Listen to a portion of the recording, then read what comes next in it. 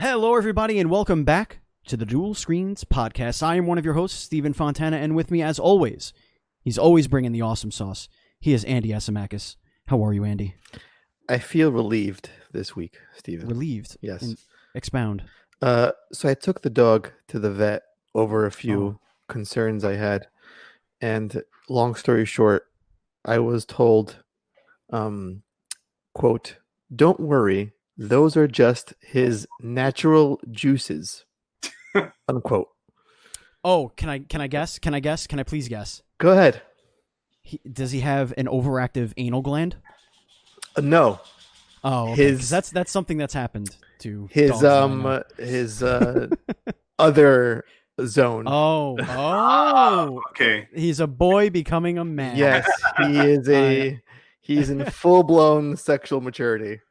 Wow, and he's what, like 8 months old? No, How old do you have him? he's just over a year old.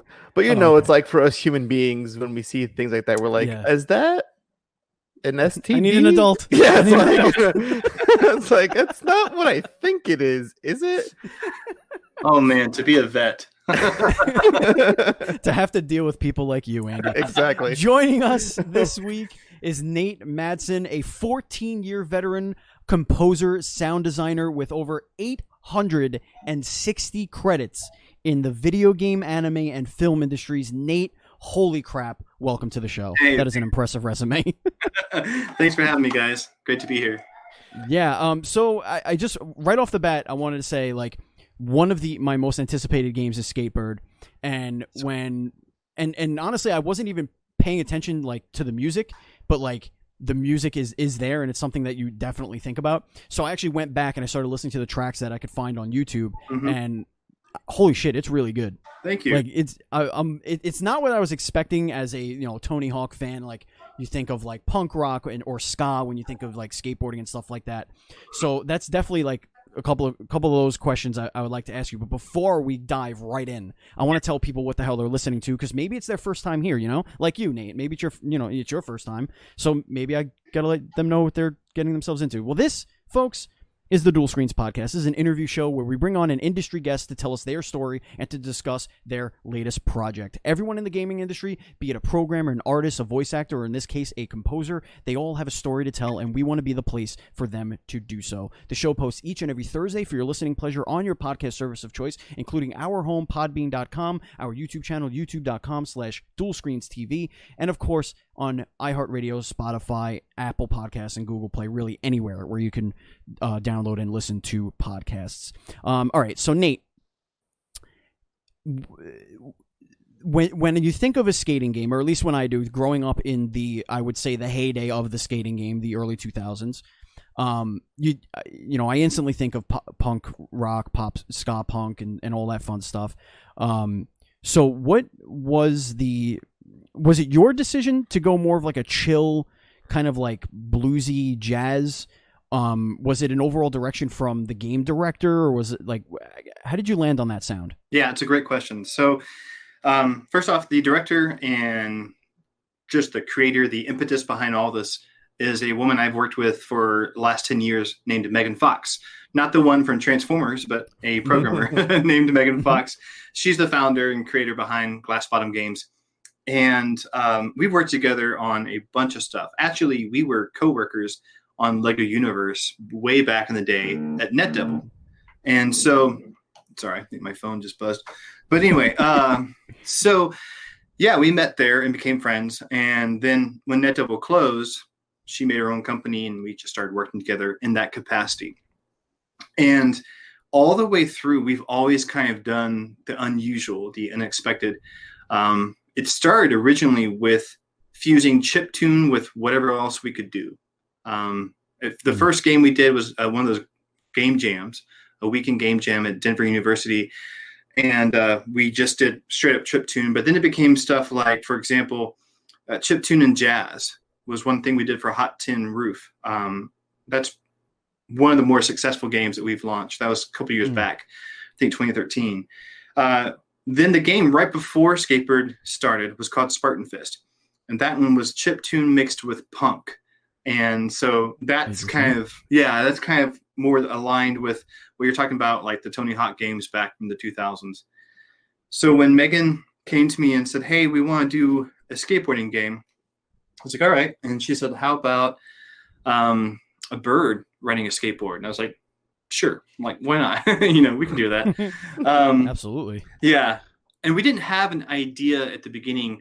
She knew she had some design ideas. She wanted it to be lo-fi, and she wanted it to be not necessarily like scratching like with records, but she found a tweet from I believe a Russian DJ who was basically doing scratching with tape cassettes. And she's like, this is really interesting. This is kind of not the cliche scratching, but I wonder if you could go down this path for a little while. And so we knew we wanted to do a basic idea behind, go the antithesis of the punk high energy. We wanted a game where you could just chill and do your tricks and explore the world, but not feel that energy that we had from Tony Hawk. Because we're not trying to be Tony Hawk. We're just paying an homage to skateboarding games. From there, it was a whole bunch of experimentation. I did I've lost count, about 8 or 9 sketches with her where I would start a song and send it over to her, and she'd go, this is too clean, or this is too industrial, this is too, and we just kept refining it. And then we landed on, the track is actually up on YouTube. It's called Mother Birds, I believe, or Bird Moms. I forget. Bird Moms. Yeah, Bird Moms. It's Bird Mom or Bird Moms, yeah.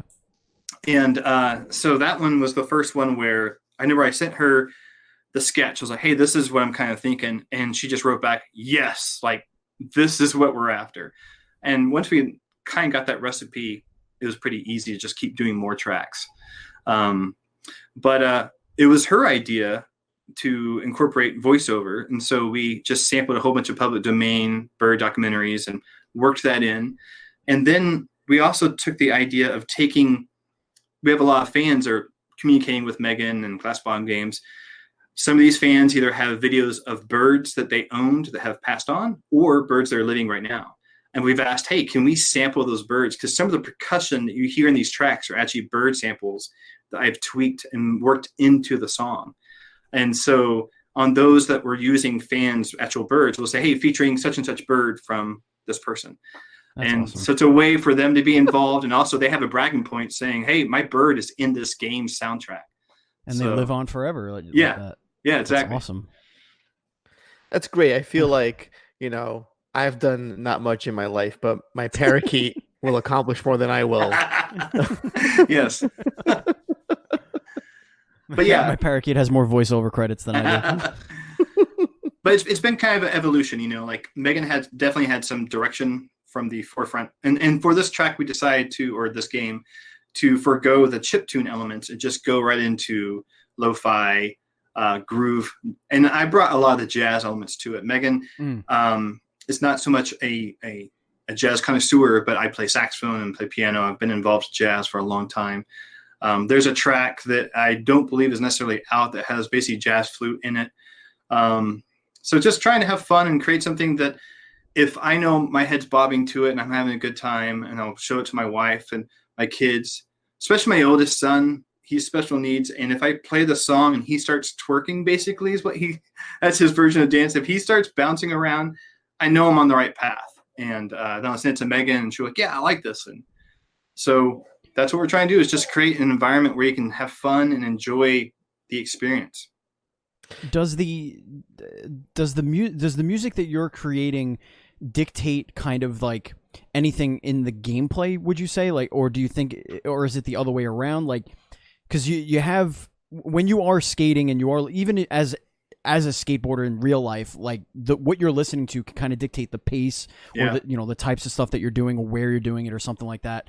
Does that have any sort of bearing on the game when you come up with a track and you say, check this out, and they're like, oh, like maybe they said, hey, look, check out this level we built because the music reminded us of this, so now we did something like that. Does it go hand in hand like that, or is it kind of in your own little echo chamber, your own little bubble?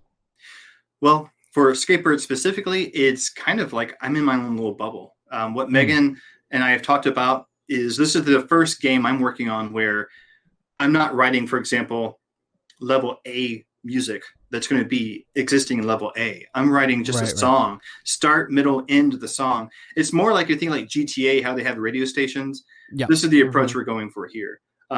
But there's definitely been times when I'll deliver a track to Megan or a sketch, and she'll be like, "Oh God, I love the energy here. This is a little more up than some of the other tunes you gave me. I could place this in this area," type of deal. There has been some of that going on, but yeah, it's a change of pace for me, because at my day job and also 99% of my clients for freelance, it's, hey, I want this type of genre music for this space. And SkateBIRD differs, where I'm just creating music and we're just going to play it. You know, there might be some categorizing or pooling of certain tracks, saying, hey, for this particular part of the game, let's choose from these 4 or 5 tracks. But the rest of it is just going to be an experience going to and fro different pieces of music.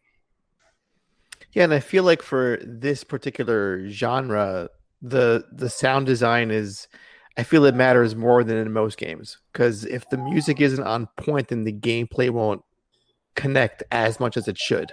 Yeah. You know what I mean? Speaking of animals. Yeah, I mean, you know, and there's sort of this resurgence of, or at least the need for a resurgence of the skateboard genre at this point. We have the new Tony Hawk remakes or remasters, whatever the hell they're calling those these days. Reimagine, I don't know what they're calling it. Skate XL. But of course, my most anticipated was SkateBIRD, and I'm not just saying that. It's documented on this show that I feel that way. So was it just your relationship with Megan that brought you on board, or did you have a particular interest in the game prior to jumping on to compose? Sure. So a little bit of backtracking here. Spartan Fist, the game that I mentioned before, SkateBIRD, that was in development it was pretty quick, but it was one of those things where we had limited money and limited time. And so not a lot of polish time was left. We had an agreement, and we met it, and we got the game out. Unfortunately, and Megan's been very open about this too, Spartan Fist wasn't necessarily a hit. And that soundtrack is probably the most aggressive, grungy thing I've ever done. You know, with I'm hired a friend of mine, Hatchie in New York City, Ben Cockrum, great guitarist. I've known him since 3rd grade. He did all the guitar work, and I did everything else. And so that game had just launched, and we saw that sales were not going well. About 2 weeks into that process, she said, hey, I've got this skateboard prototype. It's a bird on a skateboard. Do you want to take part? And I'll be completely honest, I don't mean to speak out of turn, but I think Megan's been on board about this and public about this too, that the reaction to SkateBIRD really surprised everyone involved with it, you know? I think it was, you know, pitched to me at the beginning about kind of like, hey, this might be a, you know, 1 or 2 level little prototype thing. What do you think? I was like, sure, I'll write something. That'll be fun. Why not? So what brought me on to SkateBIRD was just my relationship with Megan. You know, by that point, I had been involved with projects she's been working on. Some of them had never seen the light of day. Some were pitches that we gave to publishers, and several of them had gone, you know, to market, so to speak, or like Hot Tin Roof, definitely to market and was a success. So by that point, it was about 8 years of projects. And so she's always reached out to me and said, hey, you want to work on this next thing? She's always been very fair. There's a lot of mutual respect, and we're friends. And so it's fun to work on. And the other thing I kind of hinted at before is she always pushes me in ways I don't expect to go to. And by the way, it's very gratifying. Thank you so much for the kind words about the music and SkateBIRD, because believe it or not, this is my first time writing music in this style. I had never done this before this project. I've done a lot of jazz, I've done a lot of orchestral, but I've not done like DJ-esque style electronic, working with samples and creating my own samples, that avenue going this way. And it's been a lot of fun. I've listened to a lot of that music, but I just hadn't created it myself. So yeah, my relationship with Megan, the fact that we've known each other since 2008, it all lends to just every time she has something new, I'm very thankful that she comes back and says, hey, you want to do it again? I'm like, yeah, let's do it again. So that's what brought me in. When I told, and I'll kick it over to Andy in a second. When I have a group of friends, and one of them happens to be a musician. He does, he's like a one-man band kind of thing. He was actually a guest on one of our shows not too long ago to talk video games. But I was like, this is kind of his world. Yeah. So I told him, I said, hey, I kind of got both of your worlds colliding here. And I told him that we were gonna have you on. He goes, "Oh fuck, that OST rules so far." So he was pretty excited to have you. So it's not just me. I'm not just stroking your ego here. Andy, I know you had a question. Go ahead, buddy. Yeah, I wanted to ask, how does I guess the method of making music differ along from, let's say, if it's a video game versus an anime or a film or a cartoon series? Like, what's your thought process, or how do you work along those lines? Yeah, it's a great question. Well, I mean, at the core, you have the linear experience, like anything that you're watching, versus the interactive, which would be any game that you're playing. And the challenges we have as sound people, be it sound designer or implementation or composer, is we have to create the content and then create the set of rules where we don't break that fourth wall, unless it's intentional, unless we want to do that. You can think of things like kind of like Deadpool, or there's certain video games. The first one that came to mind is a really old one, Metal Gear Solid, where you're fighting and the boss starts taunting you, the player, instead of Snake, the character. You can do it intentionally, but that's the biggest challenge, and that's the crux of it, is we are trying to create an immersive experience that keeps the player in that world instead of taking them out of it. And so with films, you have the advantage of, that the sequence will always be the same, despite if you watch it one time or 10,000 times. So we can do things mixing wise to know where we can have the big explosion and have the music ducked down. And we know this certain line, maybe it's a whispered line that's very important to the story. We can bring that up in volume and have other space for it. But we don't have that luxury in video games. We don't necessarily know, unless it's a cutscene, where things are going to be occurring. And so, for example, there's a game I'm working on right now. I can't say what it is. It's under NDA, but I'm lucky enough, I'm fortunate enough to do the implementation as well as the sound design and the music, all in Unity. And so I have things set up to where when the dialogue is happening, I'm ducking down the ambient music to really make sure that voiceover is present. That way the game, the system, the rules are helping me make sure what's most important is delivered to the player. Is that just a volume thing, or are you actually changing like the actual instrumentation of the track when like a dialogue is coming? Sure. Most of the time it's just a volume thing, Okay. And it could be an EQ, and it could be something where you're scooping out the mid and the mid highs. So you're letting some of the low end and the high end of the music still be there for the fullness, but you're bringing down the voice range so it comes through. There was one game I worked on a long, long time ago that never actually shipped, unfortunately, for a Nintendo DS, where we had a system. If you think of F-Zero, it was like an F-Zero game. And as you went into tunnels, since the Nintendo DS worked off of MIDI, and I was the one that was creating all the MIDI tracks and all the samples and creating the bank system. Basically, it's a text file that says, for this track, load these instruments. We also had a rule when your car would do certain things, it could change instruments or it could mute certain layers, since it was all built off of a MIDI track. Cool. So we'll do some certain things like that. A good market example would be Mario Galaxy for the Wii, when you were on that level where Mario's on like that huge ball and he's walking around. I actually never played it, but I watched my wife play it.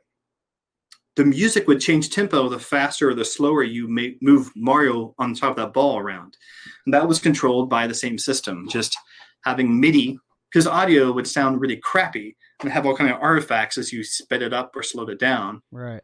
But the MIDI with good enough samples, you can do whatever you want with that. It's pretty powerful stuff. So that's awesome. Yeah. See, I love how you say things like, if it's a cutscene and there's dialogue, let's kind of play with the music and make sure it's low enough to hear what's being spoken. The other day I was playing Final Fantasy 15 for like the 8th time, and there's a cutscene where you can barely hear what the characters are saying because the background song is just so loud. Yeah, and I'm like, who? You could tell what they paid more money and I'm like, for. yeah. That brings to mind. That brings to mind though, Interstellar. I loved that movie, but my God, the mix was horrible. Is that what's his name? Is that Nolan? Yeah, Christopher Nolan. Yeah. His mixing sucks, dude. In every one of his, I swear to God, in every one of his movies, the music is so freaking loud. Yeah. So loud. Yeah. Dark Knight, his mixing was especially egregious in Dark Knight Rises with Bane. Oh my God, that's a redo of his whole audio. But yeah, I'm sorry, I just went off on a tangent there. No, it's good. His in almost all of his movies, it's really difficult. The Prestige. So difficult because he has so many really intimate moments with his characters where they're in these enclosed spaces and they're barely moving their mouths because they're like, you know, really intense and just kind of like, you know, talking to each other. But yeah, the scores that he has in there are phenomenal. Like Dark Knight, probably one of the best scores of any superhero movie, but it overpowers everything when it's a crescendo. So I'm glad you brought that up. Oh yeah. You know, and I remember I watched Interstellar with my wife, date night, and I think we got there kind of late, and so like we're like the back row basically. And I remember there was a line of like 8 or 9 teenagers in front of us, like the row 1 or 2 right in front of us. And there was one scene where like all the kids, like 15 to 18-year-olds, were covering their ears. I'm like, if the teenagers are covering their ears, I know it's way too loud. Because I was like, this is just blasting. But yeah, that's one of the worst examples I've seen, or just like, and they try to do this whole thing about, oh no, it's a stylistic choice, and we did this on purpose. I'm like, well, then that was a bad choice to make, you know. But do you often get in your like work brain when you're playing a video game and say, that's a mistake, that's wrong, I would have done that totally differently if it was me? Oh, for sure. Yeah. No, I do that all the time. And it's not only about video games, it's about films or, you know, listening to the radio. Yeah, I'll be like, there's a song that my wife and I like. And I love the song until it gets to the last 30-ish seconds. I'm like, the producer that was involved with this album should have just said, and this is where we're going to start the fade out, because it just goes on it doesn't add anything new. It's not like this nice slow fade out. It's just grating at that point. It's like, God, you should have just trimmed that out. But no, I do that all the time. I can't turn off the analysis of, and it goes the other way too. It goes the other way where things will inspire me and I'll be like, oh my God, that's amazing. And then I want to dig in. How do they do that? And try and do some research and trying to replicate that or learn something from that. So yeah, that's a great follow-up. What was the last game I would say that really nailed it for you with sound design? You were just totally like just awestruck by. Well, Horizon Zero Dawn had some amazing sound design. And fantastic.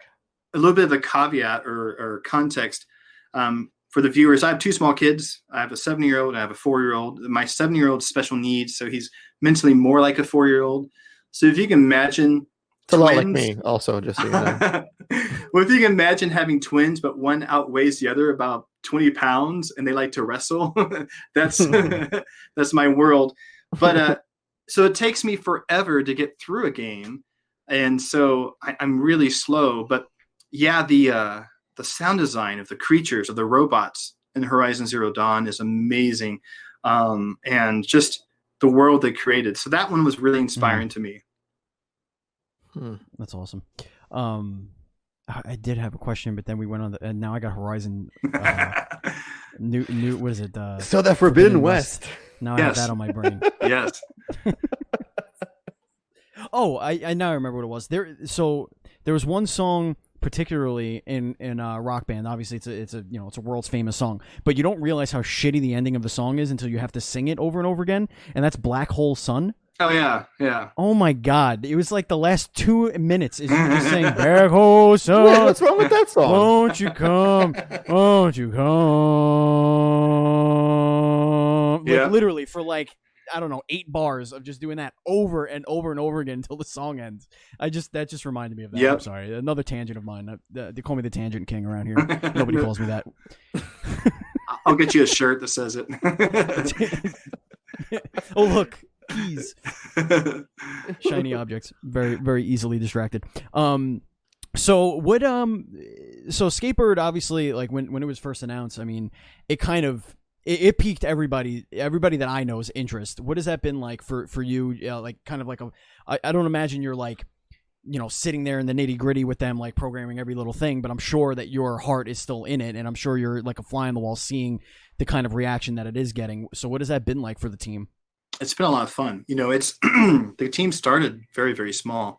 I think about 4 of us, maybe 5 of us, and we've added some auxiliary things as we've needed to.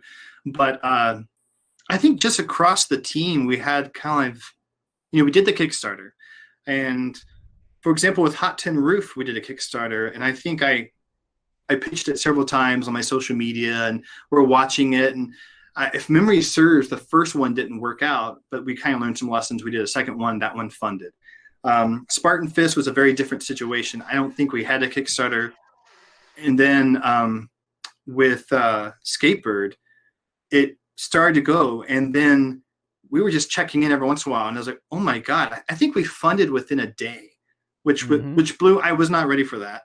And then it became, well, how high is it going to go? And I remember calling my wife in at one point.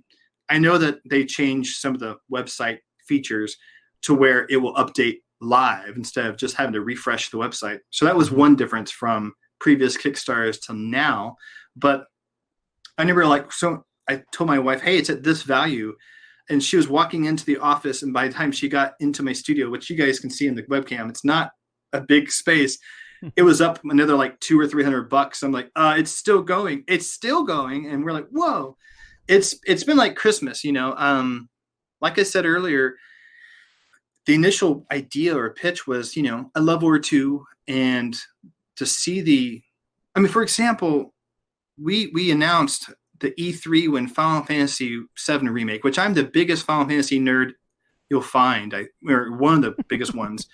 And we were getting coverage on par with some of the hugest titles I've been excited about myself as a gamer. And so to have that happen was just unprecedented and not expected by us whatsoever. It's been a dream come true. The hardest thing for me is just waiting for everything to go out and have the public be able to experience what we're doing. I hate waiting. But it's been a lot of fun, and I know with Megan, she's just tickled pink to be able to have the resources that she needs and the time she needs to do this right and to make SkateBIRD awesome. So, yeah, it's been a little bit of disbelief. Like, I can't believe this has happened. I didn't plan it. And you hear those stories all the time. It's the first time for me to experience it, but you hear from people, oh, we're going to make game A, and then the reaction was so strong, and we didn't anticipate that. That's what this has been like for me. Does that add any extra pressure you feel? Like, oh shit, I better not fuck this up. Yeah. Sort of a mentality.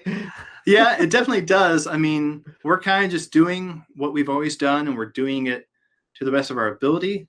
And God, it sounds so cliche to say it this way, but you think about the athletes where they just say, oh, I just focus on the next game, and I just focus on the next game. That's, I think, at least my mentality has been, I'm just going to keep trying to make each track fun and something that I like, my kids like, Megan likes, and hopefully the players like, and just take it from there and try not to lose who we are and what SkateBIRD started as. Yeah, we're going to make it a bigger scale than we initially thought, but other than that, we're just still doing the same thing, and I think if we stay grounded that way, then we don't get too distracted or too overwhelmed.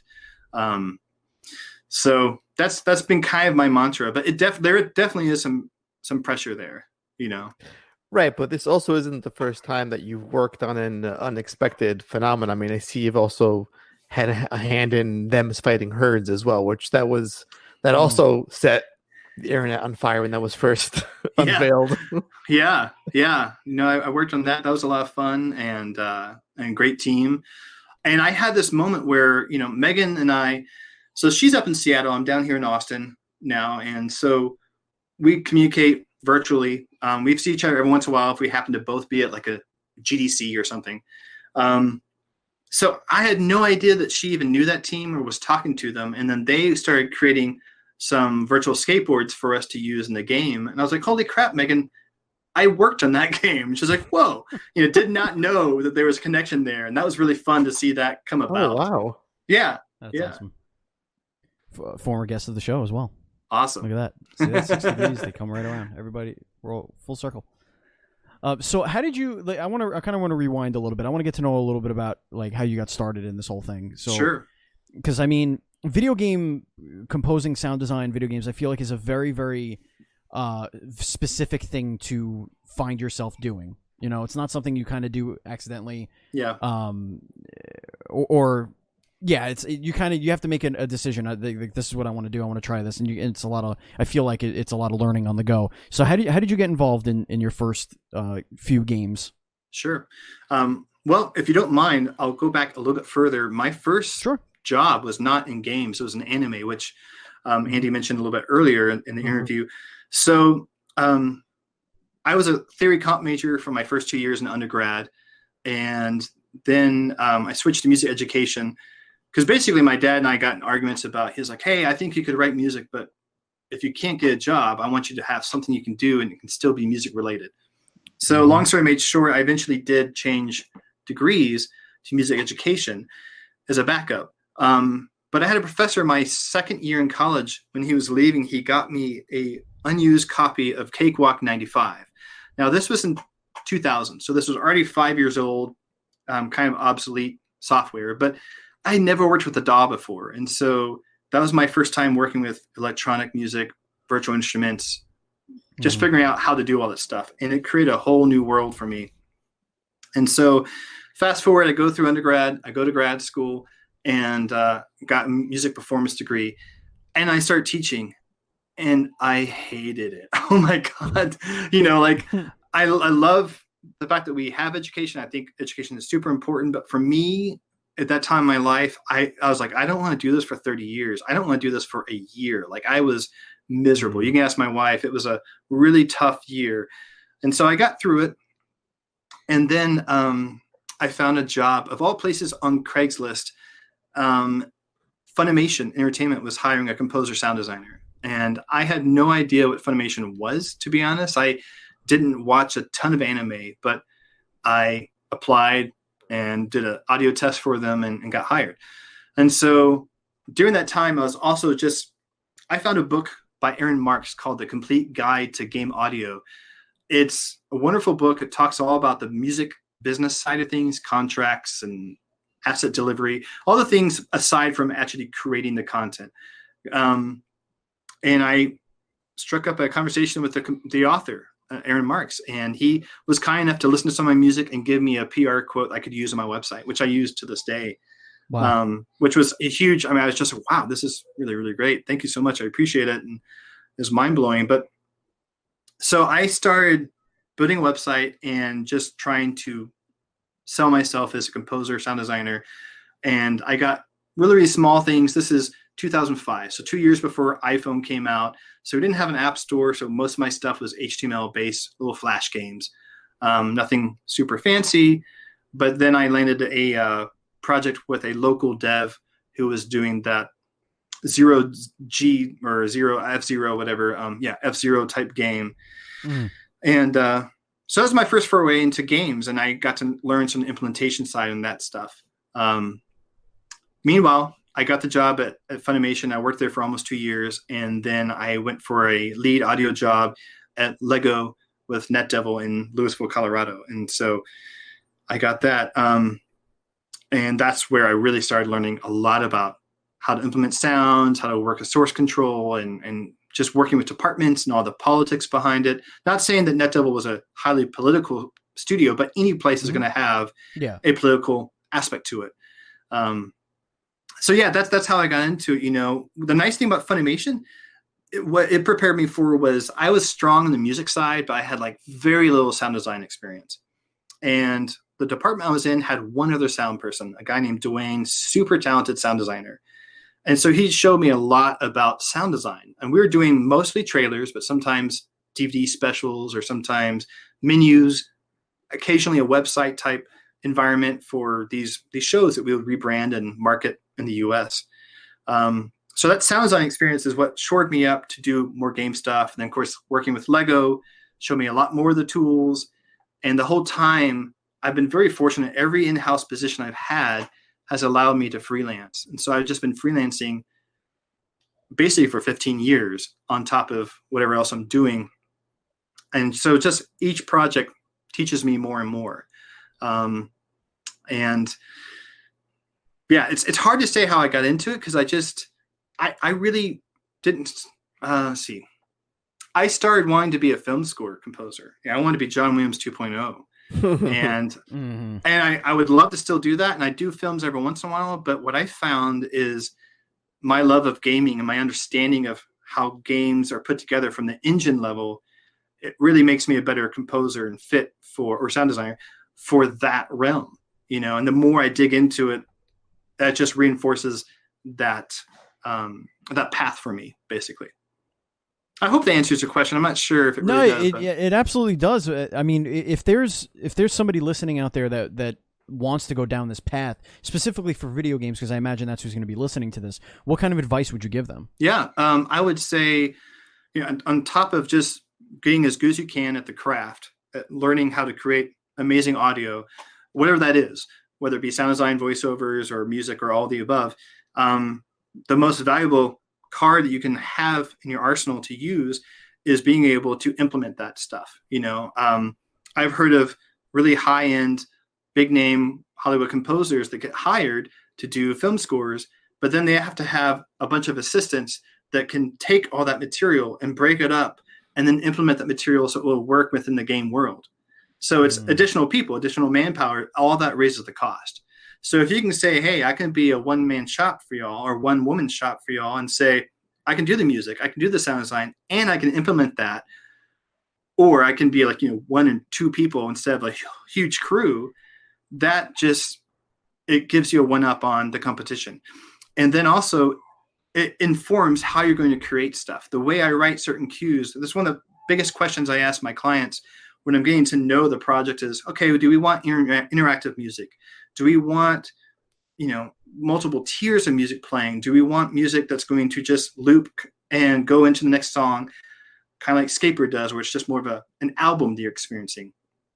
All those things are going to change how and what I'm going to write. You know, at work, I haven't mentioned too much about side play, but my day job is working in virtual casinos. And one of the biggest things we talk about is they'll have all these rules set up for the slot game, how it's made, and we'll have bonus rounds. There's some bonus rounds that you can only get 5 spins. Well, that takes 20-ish seconds. So it doesn't make sense to write a 2-minute song if the user is going to experience a fraction of that. And so we look at the design doc and figure out, okay, you know, where is the best points here that we can make the best experience for the user? And then we can pare down other things so we're on time, on budget, all that stuff. So I would say just learning how games are made is one of the biggest things you can do. And then if you have an interactive demo, or you have points you can show, hey, here's where I've been through the process with someone, that's huge. I tell people all the time, especially college students, they reach out to me for mentoring. I'm like, you are at the best point right now ever in your stage, in your career, because you have either radio, television, film majors who are making their own films or animations, and they need audio, or they're going to grab it from, you know, wherever and just rip it and put it into their stuff. Instead, say, I'll do custom audio for you. Or you have programmers who are making their own games, and they need audio, they need sound effects, they need voiceover. And so I tell them all the time, get involved now, because if you can show a hiring manager, an audio director, if you can show, hey, I've finished these projects, even if they're small scope, even if it's one level, but it has implemented audio that you did, that's so much better than just I'm sure you all have seen where people will take trailers and rip out the audio and put it their own in there. And that's fine. I've done that too. It's great practice, but that only serves the linear side. Like we talked about earlier, it doesn't show the interactive chops that you have. And also just the political side of it, where, you know, there's an art to talking to someone and say, hey, you know, I really feel like this is my vision for the audio, and getting them to buy into that, or understanding how to decipher their feedback to you about how you're missing the mark, and understand, well, this is what they're saying. Because sometimes clients, I love them, they're great, but sometimes clients will say something and actually is muddying the water, and you have to be a detective and figure out something's not right about my music or my sound here, but what they're telling me doesn't necessarily make sense either. what are they really trying to say? You know, because talking about music or talking about audio is kind of difficult sometimes. Do you think we'll get to a day where, at least in gaming, in the gaming realm, that the visual appeal will match the audio appeal? Because I feel like people get so hyper focused on what a game looks like, as opposed to what it sounds like. And then when I look at with the PS5, I'm not sure how much you follow, but they have this new 3D audio engine for the PS5, and I feel like as a huge audiophile myself, I'm big on horror games, and I feel like that's the next big step in gaming. What are your thoughts on that? Yeah, I think it's just going to get better and better, you know, and just the more options that we have. You think about just RAM and the fact that we have a footprint size that we have to consider. And then we have an X amount of sound files that we can randomize through and just make it immersive. If we have the engine do more of that, and so it's going to bring our footprint down as far as data goes, and then it's going to allow more flexibility from the design perspective. It's hugely powerful, and I think it's just going to get better and better. And I'm just like you. I remember seeing the first Super Nintendo in like Target or whatever, and hearing the delay, the echo when you got the coins inside the underground level, and being like, whoa, you know, echoes now. And that blew my mind. And every time, each new generation has just gotten better and better and better. But also, I think we're at a fun time in game development where, you know, like back, let's say maybe in the 90s when we first had, you know, PS1 and that type of stuff, where we had audio instead of just samples or MIDI. Instead of having that, we had actual audio. Well, everything was orchestral because we wanted to pretend or show that we are like Hollywood quality. And so we are orchestral. And these days, I mean, you have a mixed match of everything. You can have highly sophisticated music, like Octopath Traveler is a great example. You've got the chiptune graphics, but then chiptune graphics. You have the pixel graphics, but you have a lovely, lush orchestral live recorded score. And so that's really, really exciting. And I enjoy that there are no rules now. It's whatever aesthetic that you want to make, as long as the user likes it, that's what works. And so that's really, really fun. I definitely think that I think as people see more power behind the engines and see more of the experience, audio does not have to be wallpaper. You know, it doesn't have to just be in the background anymore. It can really be in the foreground. Awesome. All right, Andy, I think it's time to shift gears here. Oh boy. And we're gonna get to know Nate a little bit better here. Oh boy. Uh-oh. We're gonna hit him with the hard questions. So we're gonna pin him up against the wall. We're gonna shine the light in his face, and we're gonna ask him the nitty gritty here. I'm ready. So you are right. So you are the police. Is what you're saying? What am I? Oh, easy. All right. But before I do that, listeners, I want to tell you about our other shows that we do here on this very same podcast network. You don't even have to subscribe anywhere else. That's right. If you're subscribed to this channel, you get our other shows.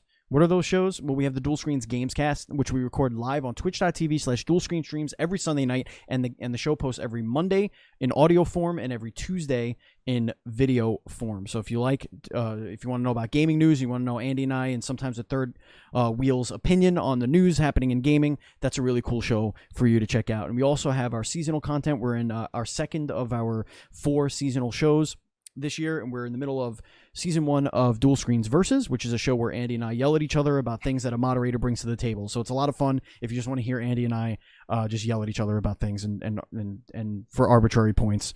And we get to see who gets to wear the dunce cap. And that posts on Fridays whenever we actually get around to recording it.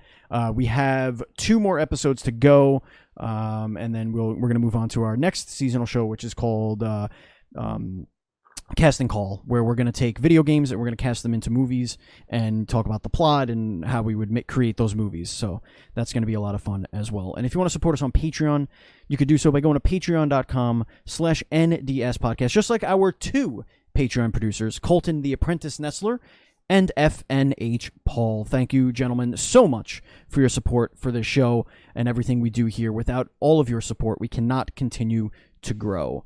All right, Andy, it's time. It's time to get into our rapid fire questions. Should I go first? You know what? Yes, I would like for you to go first. You do it. Hit him with the hard stuff. All right. Nate. Yes. Pineapple on pizza, yes or no? It's fine. Sure. Okay. Okay. That's a perfectly acceptable answer. Right. Pancakes or waffles? Ooh, I'm gonna say waffles. What is the dumbest way you've been injured? I tried in undergrad to jump over one of those hurdles. It was on the track. One of my buddies and I were just jogging around. I was like, hey, look, one of these. And I ran and jumped. And I'm in the air and realized I didn't have nearly enough forward momentum. And I just went right down on it and like tumbled over. But before I even hit the ground, he said, I went strangely and then thud. And I went, that didn't hurt at all. Like, it didn't hurt me, but it was just more hurt my ego because it was in front of a lot of people. So I should have practiced it in private and then tried it in public. I've made that mistake before as well, but I've stopped myself from actually doing the jump because you don't realize how high it is until you're right there. Oh my God, yeah. You're like, oh, wait a minute. No, this isn't ezy at all. Yeah, and time slows down. You're like, this is bad. It was at that moment. Exactly. What is the most heroic thing you've ever done? Oh God. I actually saved my mom's life. Wow. She was very sick for a long time, so she would have to take a lot of medication. And I was out in the backyard with my dog. I was in high school, maybe like a junior, and I walk in and she's choking on some of the pills. She was trying to take too many. And I kid you not, it sounds like a commercial, but because I had watched Rescue 911, I knew how to do the Heimlich. So I did the Heimlich and she cleared her airway and she was fine. So awesome. I would say that's probably the most heroic thing. Oh my God, that sounds just terrifying to walk into. Yeah, and it's so fast I didn't have time to think. So I got scared afterwards. I was like, oh, well, time to do the Heimlich. Yeah. What sound does a llama make? Yeah. I just love the segue going from your mom on the side. Yeah, exactly. What's better, cake or pie? Definitely cake. Would you rather have the power of flight or invisibility? Oh, definitely fly. I want to fly all over the place. If you could rescore any video game, what game would it be?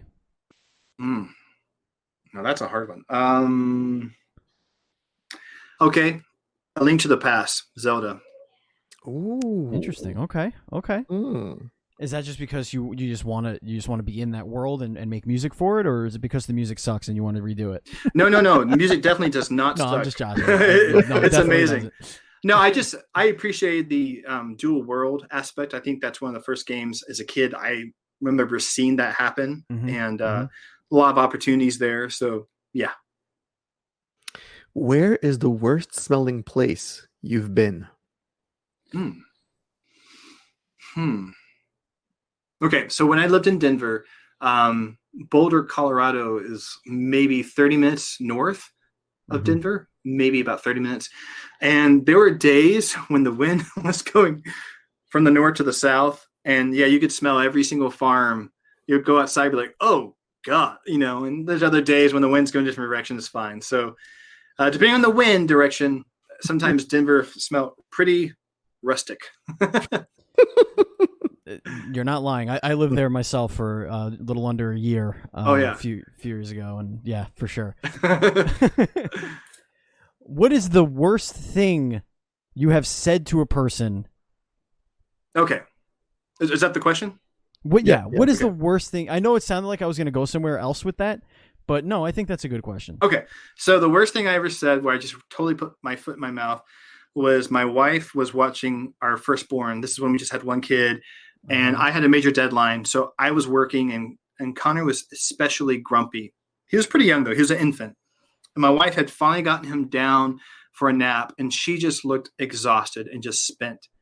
In my mind, what I wanted to say was, hey, you've been working so hard, and I'm sorry I can't help it all right now. I'm just stuck with this deadline. You should take some you time. But stupidly, what came out was, and by the way, I was thinking, okay, you could take a hot shower, you could watch a show, you could take a nap. I thought of all these things that she could do to like refresh her batteries. But stupidly, what came out was, are you going to take a shower? Because I think you should. So then the worst smelling place you've been is in your own house, then, is what you're trying to say. And I was like, oh my God, I can't believe it. And she just died laughing because I was like, that's not what I meant. That's not what I meant. So, yeah, that's the worst thing I've ever said. Which body part wouldn't you mind losing? Love handles, that's for sure. Agreed. Yeah. Which, I guess, hip hop artist would you want to work with on an album? I was gonna make it reductive and say rapper, but I don't think that's like a. I think hip hop artist is probably a little bit more encompassing. I don't know. Yeah. Let me just think here. Gosh, I'm drawing a blank here. Like, I'm thinking either I freaking know his name. The guy who did Happy, he does some hip hop stuff too, right? Was that Ferrell? Ferrell. That who that? I think, or I don't know. I'm bad with names. Yeah, Pharrell Williams.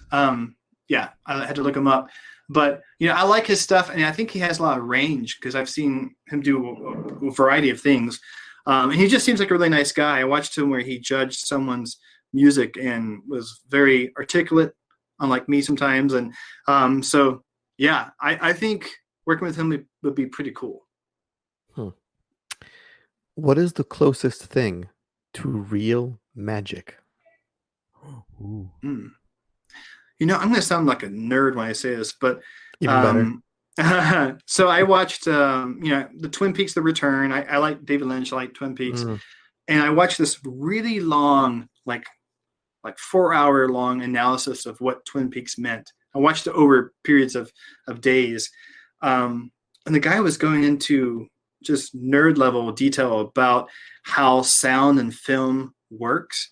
And I'm sorry, it shouldn't amaze me so much, but just the fact that we can have a needle move on wax and then have that replicate sound back still blows my mind. And then when I was watching how they describe the soundtrack, which is the linear just little track on next to the images on the reel of film, how that works and light passing through it and creating sound from that.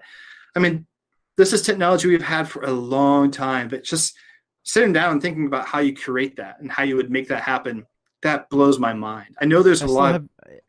Yeah, you're absolutely right, and I still don't understand how magnets make us hear things. Yeah, like when you see a speaker and it's just a vibrating magnet, you're like, what? What is that? Yeah. What do you mean? No idea. Yeah, and we take it for granted. We take so much of it for granted. Or the fact, I was thinking the other day, I was downloading some stuff, and I had emailed my clients some audio, and I'm like, I'm reducing this down to zeros and ones, and then it's coming back as audio to them. I'm like, we live in a miraculous age, and technology is around us that's just supernatural when you really think about what it's doing.